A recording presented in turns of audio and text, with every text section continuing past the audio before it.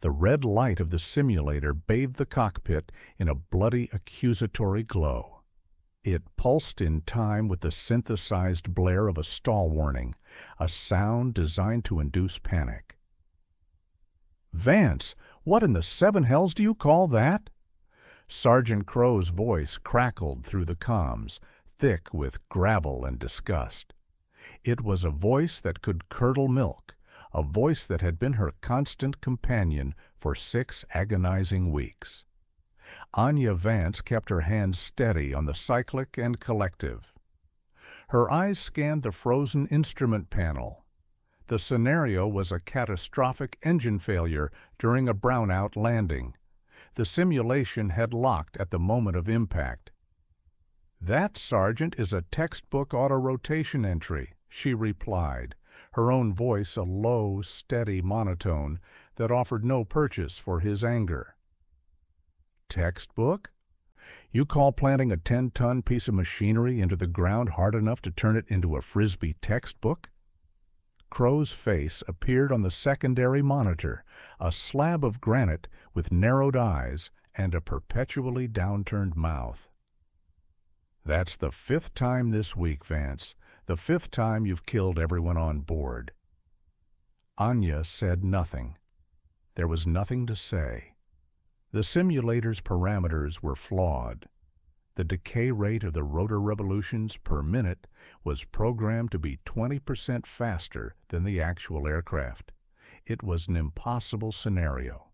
A trap. His trap.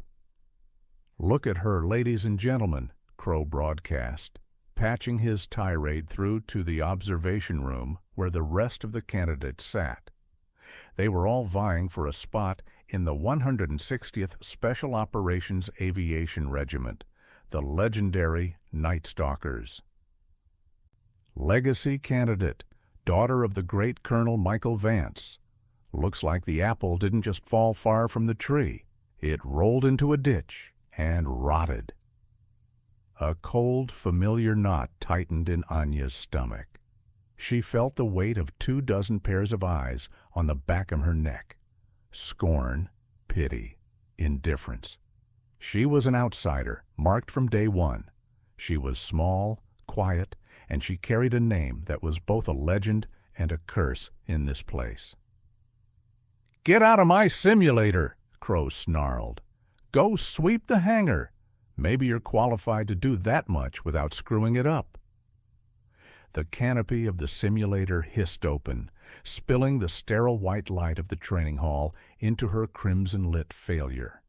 She unstrapped herself with precise, economical movements, her face a mask of neutrality. She did not look at Crow on the monitor. She did not look at the other candidates as she walked past the observation window. She just walked, her back straight, her chin up, just as her father had taught her.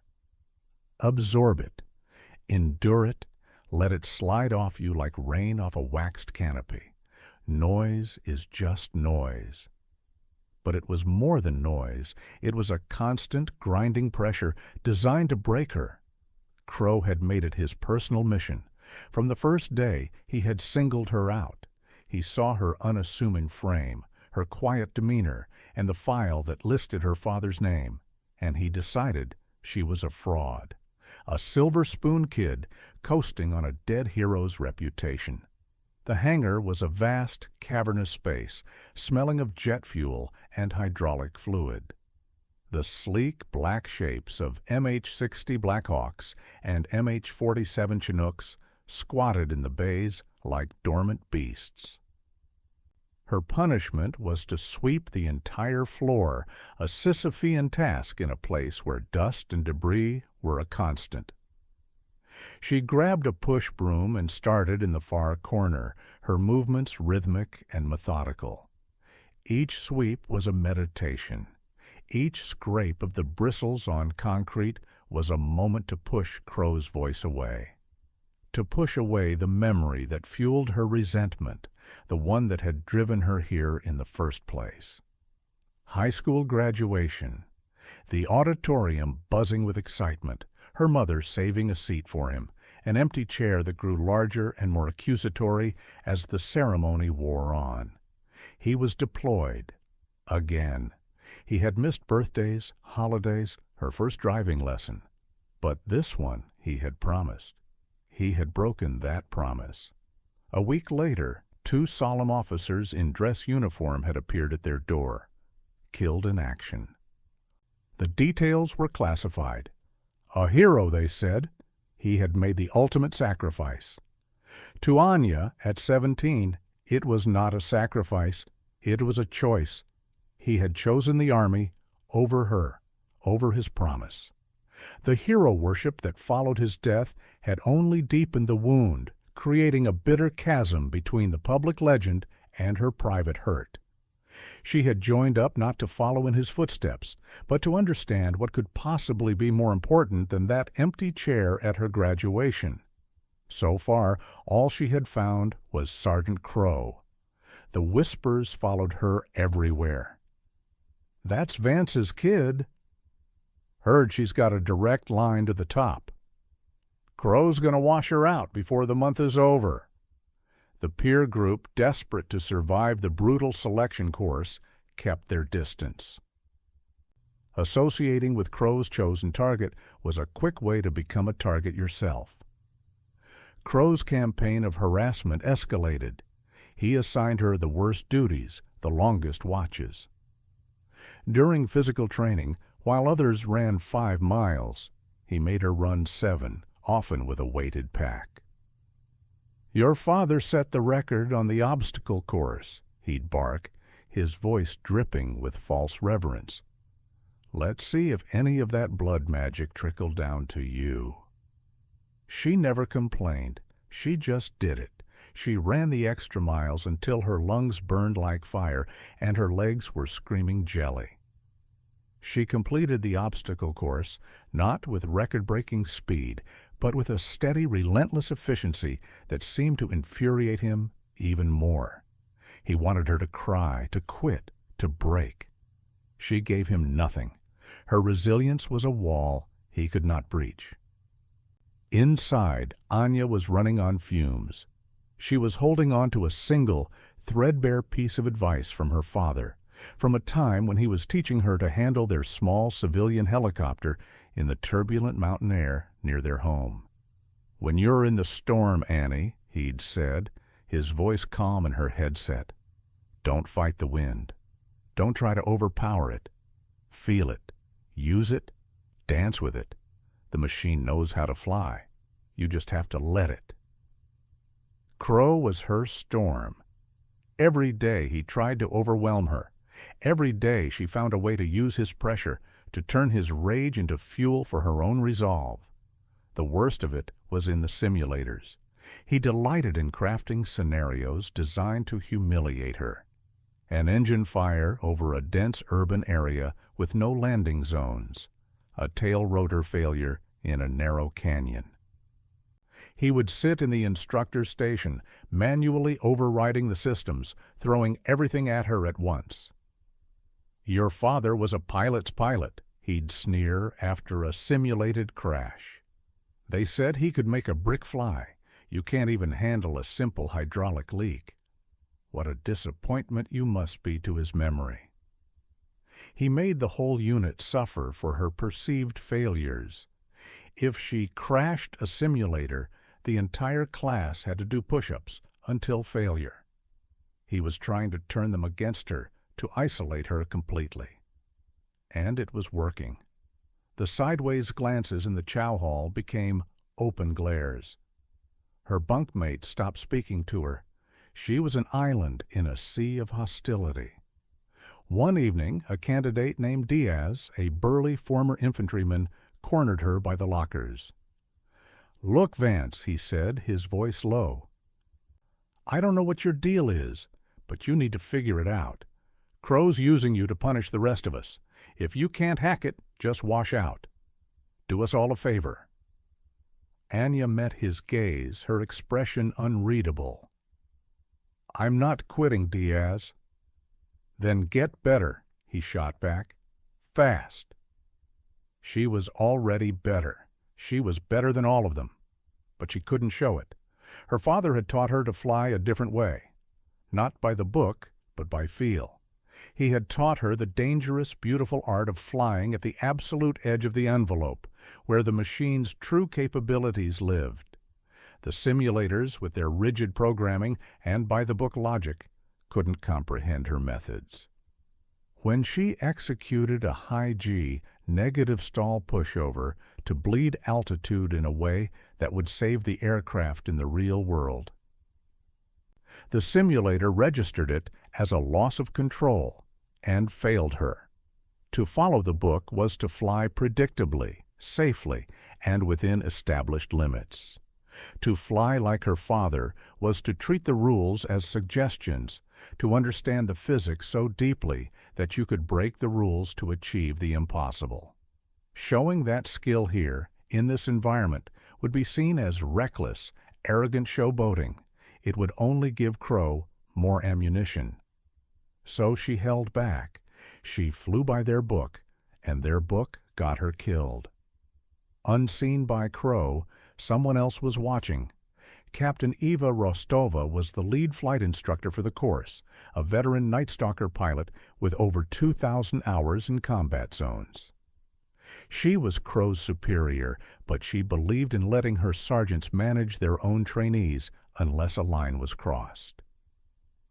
Rostova was a fair-minded officer who valued talent over bravado. She had noticed the discrepancy with Vance. The young candidate was acing every written exam, displaying a knowledge of aerodynamics and emergency procedures that was years beyond her experience level. Her physical scores were in the top quintile. Yet in the simulators, she was a disaster. It didn't add up. One afternoon, Rostova stayed late. She pulled up the data logs from Anya's failed simulations. Crow saw only the final red screen, the crash notification. Rostova saw the terabytes of data behind it. She replayed the last session, the engine failure in the brownout. She watched the telemetry, her eyes widening slightly. Anya's initial reaction was faster than any other candidate's. The collective was down, the nose was dipped. The aircraft was in a perfect autorotative state in less than half a second. Flawless. But then, as the ground rushed up, Anya had done something odd. She had pulled the cyclic back and to the left, a sharp, aggressive input just before the flare. The simulator, expecting a standard, gentle flare, interpreted this as a catastrophic error. Rostova knew that move. She had seen it only once before, in a grainy gun camera video from a legendary mission in the Hindu Kush. A pilot had used that exact maneuver, a last-second aerodynamic brake, to land a heavily damaged helicopter on a space no bigger than a dining table. That pilot had been Colonel Michael Vance. "Son of a bitch," Rostova whispered to the empty control room. "She's not failing. The simulator just can't keep up with her." The next day, Rostova found Anya cleaning weapons in the armory. The smell of carbon and solvent hung in the air. "Vance," she said, her voice even. Anya snapped to attention. "Captain." "At ease. I reviewed your simulator logs from yesterday." Anya's expression didn't change, but Rostova saw a flicker of something in her eyes. Apprehension. "Your entry into auto-rotation was perfect. Your RPM management was perfect. The final input, just before impact, that was a high-G rotational brake, wasn't it?" Anya hesitated for a fraction of a second. "I was attempting to arrest forward momentum and land with 0 ground speed, Captain." Her answer was technically true, but evasive. "It's a maneuver your father pioneered," Rostova stated, watching her closely. "It's not in any flight manual.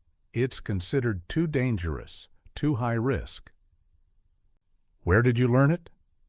"I read about advanced aerodynamic theories, Captain. Anya said, her gaze fixed on the rifle she was reassembling.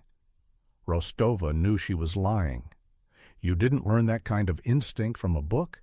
You learned it with your hands on the stick and your gut in your throat. Michael Vance had been a notorious tinkerer with a full-motion simulator rig built in his own garage. He had been teaching his daughter, teaching her the real way to fly. "Sergeant Crow believes you don't have what it takes," Rostova said, changing tack. "Sergeant Crow is entitled to his assessment, Captain." "And what is your assessment, Vance?" Anya finally looked up, her gray eyes meeting Rostova's. For the first time, the captain saw past the stoic mask. She saw a fire banked low, a deep, burning intelligence. "My assessment is that I am here to serve, and I will meet the standards required of me." Rostova nodded slowly. She was beginning to understand. Anya wasn't a fraud. She was a prodigy, deliberately hiding her light under a bushel, trying to survive by being aggressively average. Her quietness wasn't weakness, it was discipline of the highest order. "Carry on," Rostova said, and walked away. She had a decision to make: intervene and override Crow, which could be seen as favoritism, or wait and see if Vance had the strength to endure. The crucible of selection was designed to forge warriors, not coddle them. Reluctantly, she decided to wait, but she would be watching. The final test came 2 weeks before the course was set to end. It did not come from Sergeant Crow. It came from the sky. A freak weather system. A monster of a supercell thunderstorm boiled up over the nearby Dragon's Tooth mountain range. It was a place where training flights were forbidden, even in good weather. A labyrinth of granite spires, treacherous updrafts, and magnetic interference that played hell with navigation systems. A single non-military helicopter had ignored the warnings. A corporate charter carrying a state senator and his family had tried to punch through a pass. They had sent one garbled distress call before disappearing from radar. Their last known position was deep in the heart of the Dragon's Tooth. The base was on high alert. The storm was a churning wall of black cloud, shot through with lightning. Wind shear was off the charts. The Air Force's pararescue teams couldn't deploy. No fixed-wing aircraft could get near the area. It was a job for a helicopter, and the only ones capable of even attempting it were the highly modified Special Operations birds at Fort Campbell. 2 veteran Night Stalker crews, the best of the best, had already tried.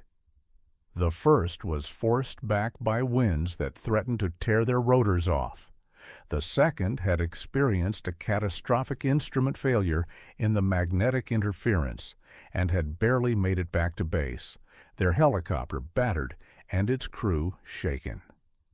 The command center was a hive of tense activity. General Manager, the base commander, stared at the tactical map, his face grim. The storm was getting worse. The senator's chopper had a locator beacon, but its signal was faint and intermittent. They were on a rocky ledge, somewhere near the summit of the highest peak, but the window to reach them was closing fast. "It's a no-go, sir," the wing commander said, his voice heavy with defeat. "We can't risk another airframe. It's a suicide mission." Sergeant Crow stood in the back of the room with the other instructors and the remaining candidates. He had brought them here to observe a real-world crisis. A cruel, smug smile touched the corners of his lips. He saw an opportunity, the perfect, final, public humiliation. He stepped forward. "General, sir." Maddox turned his tired eyes toward him. "What is it, Sergeant?" "Sir, we have one more option, a pilot who might have the unique skills for this." Crow's voice was slick with false sincerity. All eyes in the room turned to him. "Candidate Vance." A murmur went through the room. A candidate for a mission that had bested seasoned veterans? It was insane. Her father, Colonel Vance, was a legend in weather like this, Crow continued, his voice rising, playing to the room. They said he could fly in a hurricane. Maybe some of that talent, that magic, is in her blood.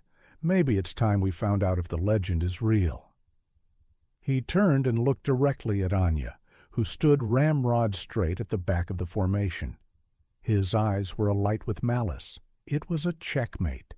If she refused, she would be branded a coward, proving him right. If she accepted, she would fly into that storm and fail, likely die, also proving him right. He had built her cage, and now he was throwing away the key. General Maddox looked from Crow to Anya. He didn't know her from Adam, but he knew the desperation of the situation. "Is that right, candidate? Do you think you can do this?" Every head turned towards Anya. The silence was absolute, broken only by the crackle of static from the comms and the distant howl of the wind outside. Diaz, the candidate who had confronted her, stared at her with a mixture of horror and morbid curiosity. Captain Rostova, standing near the general, held her breath. Anya's gaze did not waver. It swept past Crow's triumphant sneer, past the skeptical faces of the command staff, and settled on the tactical map. She saw the storm, the mountain, the blinking dot of the beacon. She saw the physics of the problem. Her father's voice echoed in her mind. "Dance with it, Annie." She took one step forward, her voice cutting through the silence, calm and clear. "Yes, sir, I can." A stunned silence descended upon the command center. Crow's smirk faltered. He had expected a refusal, a tearful breakdown. He had not expected this quiet, unnerving confidence. General Maddox stared at her for a long moment, then nodded sharply. "Get her a bird, the best one we have." Captain Rostova stepped forward immediately. "Sir, I'll be her co-pilot." It was a statement, not a request. She would not send that girl into the storm alone. The general gave her a grateful look. As Anya and Rostova headed for the door, Crow grabbed Anya's arm. "Don't you dare scratch the paint on that machine, Vance," he hissed, his face inches from hers, his facade of professionalism gone, replaced by pure venom. "You're not a hero. You're a liability." Anya met his gaze. "Get your hand off me, Sergeant," she said, her voice dropping to a temperature that made him flinch and pull his hand back as if burned. She walked out into the howling wind without another word, leaving him standing there, his perfect trap now sprung on himself. The aircraft was a marvel, an MH-60MB DAP, the most advanced Black Hawk in the arsenal. Its engines were already whining as the ground crew finished a lightning-fast pre-flight check. Anya and Rostova climbed into the cockpit, the wind and rain lashing at them. As they strapped in, Rostova looked at her. "Vance? Anya, no more holding back. You fly your way. I'll handle the systems and the comms. Just get us there." Anya nodded, her hands moving over the controls with a familiarity that belied her candidate status. She wasn't a candidate anymore. She was her father's daughter. "Understood, Captain." She brought the engines to full power. The roar was deafening. The helicopter felt alive under her, straining against its brakes. "Command, this is Nightfall 01, ready for departure." Rostova's voice was calm over the radio. "Godspeed, Nightfall," the general's voice came back. Anya pulled back on the collective. The Black Hawk leaped into the air, not with the usual ponderous ascent, but like a predator launching itself at its prey. She didn't climb above the storm. She didn't try to go around it. She aimed for the heart of it. In the command center, they watched on the main screen a feed from a tracking drone that was hovering at the storm's edge. Anya's chopper was a tiny green icon plunging directly into a massive, swirling wall of red and yellow, the most intense part of the cell. "What is she doing?" the wing commander exclaimed. "She's flying right into the teeth of it." Crow allowed himself a grim smile. Arrogance. Sheer, suicidal arrogance. Inside the cockpit, it was chaos. The helicopter was being thrown around like a leaf. Alarms screamed, the airframe groaned, and rain hammered against the armored glass. Anya's eyes were narrowed in concentration, her body moving with the violent bucking of the machine, a part of it. "The autopilot can't handle this shear," Rostova shouted over the noise. "It's fighting her." "Disconnecting," Anya said calmly. She flipped a guarded switch. A new, more urgent alarm blared, signaling that the flight augmentation and safety limiters were now offline. She was flying raw, no computer aids, just her, the machine, and the storm. The violent shuddering smoothed out. The helicopter, free from the computer's rigid corrections, began to move more fluidly. Anya wasn't fighting the turbulence anymore. She was riding it, using the powerful updrafts to gain altitude, slipping through pockets of shear like a swimmer navigating a current. On the screen in the command center, the green icon stopped fighting and started flowing. It moved in ways that seemed impossible, unnatural. "Her flight path is stabilizing," an analyst said, his voice filled with disbelief. "She's using the storm's own energy. I've never seen anything like it." Crow's smile had vanished. His face was a mask of confusion. This was not the flight profile of a terrified amateur. This was something else entirely. "We're approaching the Dragon's Tooth," Rostova reported. "Magnetic interference is spiking. Navigation is offline. I have no GPS." "I don't need it," Anya said. Her eyes were fixed on the world outside the cockpit. A maelstrom of rock and cloud illuminated by flashes of lightning. "I have visual." She had flown these canyons 1,000 times with her father in his home simulator. He had programmed them from satellite data, obsessed with their danger. "If you can fly the Tooth blindfolded," he used to say, "you can fly anywhere on Earth." She pushed the nose down, diving into a narrow, twisting canyon. The forward-looking infrared camera, the FLIR, painted the world in ghostly shades of green and black. She was flying purely on instinct and muscle memory, her hands and feet a blur on the controls. The tips of her rotor blades passed within feet of the canyon walls, so close that the watchers in the command center audibly gasped.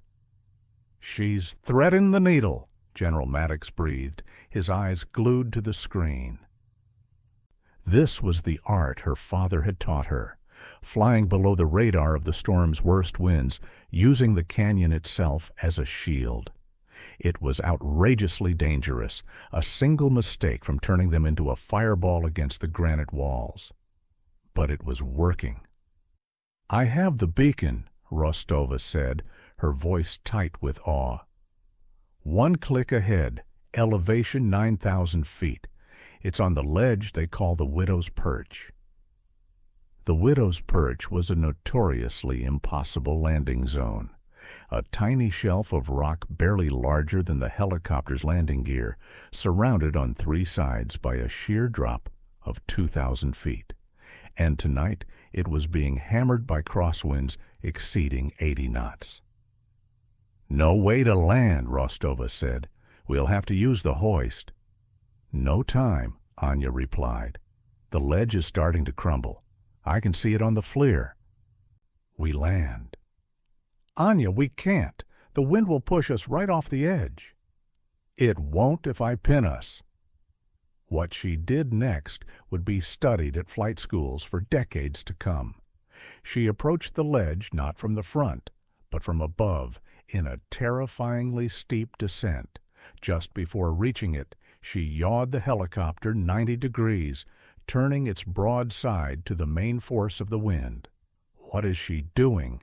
She's giving the wind her whole profile," the wing commander yelled at the screen.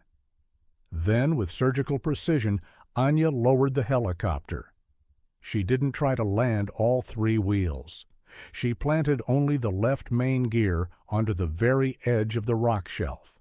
Then she fed in power, using the upward thrust of the rotors to counteract the sideways force of the wind, effectively pinning that one wheel to the rock like a nail. The helicopter was tilted at a precarious 30-degree angle, half on the ledge, half hanging over a fatal drop, held in place by a perfect, impossible balance of opposing forces. "Holy Mother," Rostova whispered. The maneuver was not in any book. It was an invention, born of desperation and genius. "Door open! Go!" Anya's voice was strained, the effort of holding the machine in its delicate stasis immense. Through the FLIR feed, the command center watched as the crew chief and medic scrambled out, secured the terrified, rain-soaked senator and his family, including 2 small children about the age Anya had been at her graduation, and bundled them aboard. The whole evolution took less than 90 seconds. "They're in! All accounted for!" the crew chief yelled. "Clear!" Anya grunted. She eased off the power, let the wind push them away from the cliff face, and then, in a maneuver of breathtaking grace, fell backward into the abyss, using the gravity to gain airspeed before climbing back into the heart of the storm. The return flight was a blur. The command center was utterly silent, the only sound the hushed whispers of controllers who knew they were witnessing a miracle. Crow stood frozen, his face pale, his world crumbling around him. He had not just been wrong. He had been so profoundly, so cosmically wrong that the very foundations of his expertise had been shattered. He had looked at a master and seen a fool. When the black shape of the MH-60 appeared out of the rain and settled onto the tarmac with impossible gentleness, the silence broke. A wave of spontaneous applause erupted through the command center. As Anya and Rostova climbed out, soaked and exhausted, they were met not by the ground crew, but by General Maddox himself. He had walked out into the storm to greet them. Behind him, another helicopter, a sleek executive transport, was just landing. Maddox ignored the rescued senator who was babbling his thanks. He walked straight to Anya, his face etched with a respect she had never seen from any officer. He stopped before her. He, a 2-star general, raised his hand and delivered a slow, perfect salute to the drenched, unknown candidate. Anya, running on pure adrenaline, instinctively returned it. Just then, a figure emerged from the newly landed transport, an older man in a 4-star general's uniform, his face grim. It was General Morrison, the head of all Army Special Operations Command. He had been monitoring from the Pentagon. Morrison strode purposefully across the tarmac, his eyes locking onto the scene. He nodded to Maddox, then his gaze fell on Sergeant Crow, who had come out of the command center, looking lost and small in the vast, wind-swept space. "Sergeant Crow!" Morrison's voice boomed, cutting through the wind. Crow flinched and straightened up. "Yes, General." "I've reviewed the logs from the selection course, and I just listened to the recording of you volunteering this pilot for a mission that killed 2 of our veteran crew's attempts," Morrison said, his voice dangerously quiet. "You used a critical mission as a tool for a personal vendetta. You took the most valuable pilot on this base, perhaps in the entire Army, and you tried to break her. You didn't just fail as an instructor, Sergeant. You failed as a soldier." Crow's face went white. He opened his mouth to speak, to defend himself, but Morrison cut him off. "You are a disgrace to the uniform of a non-commissioned officer. You are relieved of your duties as an instructor, effective immediately. You will be reassigned to the Thule, Greenland Weather Station. Your job will be to count snowflakes. Am I clear?" "Yes, yes, General," Crow stammered, his entire world collapsing in a public spectacle of his own making. Morrison turned his back on him, dismissing him entirely. He walked over to Anya, his expression softening. "I knew your father, Vance. Michael was my friend. He was the best I ever saw." He looked at her, then at the battered helicopter. "No, I was wrong. He was the second best." Morrison reached into his briefcase and pulled out a thin, bound folder. "Your father's final mission report was declassified this morning. I was bringing it to you. Seems fitting now." He opened it. "He was leading a mission very similar to the one you just flew. Hostage rescue, high risk, zero visibility. He saved 32 people that day, 17 of them children." Morrison began to read from a document inside, a copy of a letter found with her father's personal effects. The words hit Anya like a physical blow. "My greatest regret on this earth," he wrote, "will be missing my Annie's graduation today. I see the date on my watch and my heart breaks, but then I look in the back of my aircraft and I see the faces of these children safe.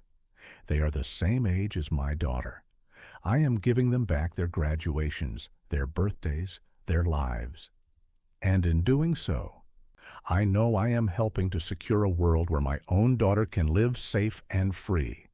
It is for her and for them that every sacrifice is worth it. Tell her I love her. Tell her I am proud of her."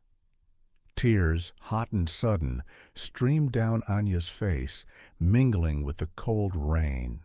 The bitterness that had lived in her heart for years, the cold knot of resentment, finally dissolved. The empty chair at her graduation was not a sign of abandonment. It was a monument to his love. He hadn't chosen the army over her. He had chosen to be the man who stood in the storm so she wouldn't have to. General Morrison closed the folder. "He would be more than proud today, Anya. He would be in awe." He formally handed her the folder. It was her history, her legacy, not a burden, but a gift. The next morning, the atmosphere on the base had transformed. The whispers that followed Anya were no longer of scorn, but of reverence. The other candidates looked at her with a mixture of fear and profound respect. Diaz approached her in the chow hall, his head bowed. "Vance, we were wrong about you. What you did, it was legendary. It's an honor to be in the same class as you." He extended a hand. Anya looked at his hand, then at his face. She saw genuine contrition. She shook it firmly. "We're a team, Diaz. Let's get through this." Her path was set. She was immediately graduated from the selection course with honors and fast-tracked to the 160th. Captain Rostova, now her fiercest advocate, would be her commanding officer. Weeks later, standing on the flight line as a fully qualified Night Stalker pilot, she looked at the worn photo of her and her father she kept in her flight suit pocket. He was smiling, his arm around a much younger her, the two of them standing in front of his old helicopter. The resentment was gone. The anger was gone. In its place was a deep, quiet understanding that had taken years, a war and a storm to forge. She finally understood his sacrifice. She finally understood the meaning of that empty chair.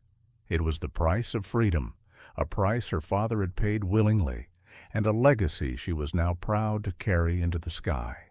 She wasn't just living up to his name, she was giving it new meaning.